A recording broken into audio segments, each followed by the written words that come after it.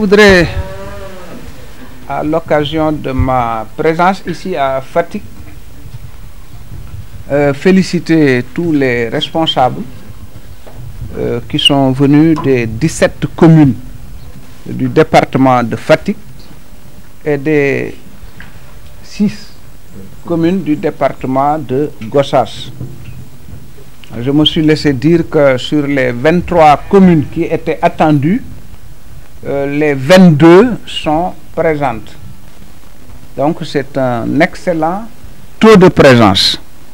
Je constate que les femmes d'ailleurs sont bien représentées. J'en suis très satisfait parce qu'il ne faut pas oublier que c'est la parité quand on en sera à faire dresser les listes pour les élections locales. Enfin bref, je reviens sur mon propos. Les prochaines élections locales seront différentes de ce qu'on a connu jusqu'ici. Parce que auparavant, c'était une liste que chaque parti ou coalition de partis représentait aux élections locales. Donc les populations votent. Mais on ne sait pas qui va être maire. C'est une fois l'élection faite que le conseil municipal se réunit et ceux qui ont eu la majorité élisent un maire. Donc les populations, ils votent sans savoir qui va être le maire.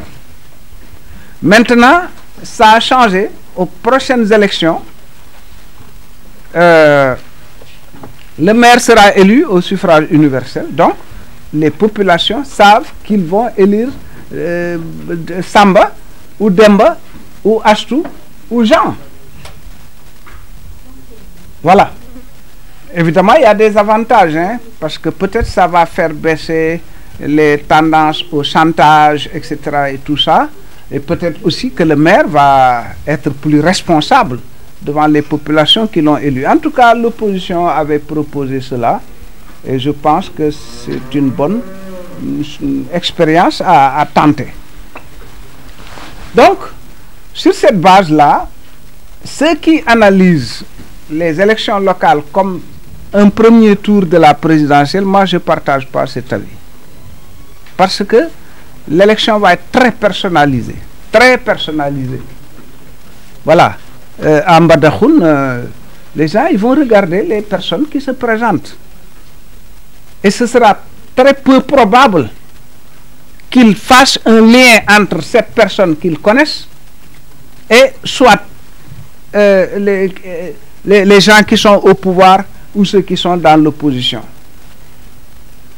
On verra peut-être des maires qui ont bien travaillé, entre guillemets, bon, qui seront élus, et parmi ceux qui auront voté pour eux, peut-être qu'il y en a qui ne voteraient pas pour un candidat du pouvoir. Si le gars en question, si le monsieur en question ou la dame en question est du pouvoir.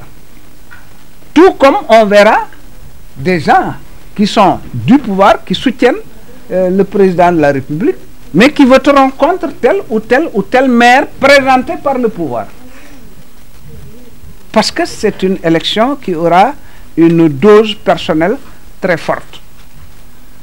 À ça, je le dis parce que je ne voudrais pas que aux prochaines élections, on dise, ah oui, le pouvoir a tout raflé. Ce ne sera pas le cas. Mais je veux dire, s'ils ont la majorité des communes, qu'on puisse en inférer que voilà, le pouvoir a gagné le premier tour. Non. L'inverse aussi ne sera pas évident. Donc je crois que il faut considérer que, en tout cas, ce sont des élections importantes. Nous nous battons pour l'unité de l'opposition, puisque de tout temps, nous avons été au cœur de tous les processus d'unification ou d'unité de l'opposition. Nous avons été au cœur. Historiquement, c'est vérifié. Je suis très à l'aise pour le dire.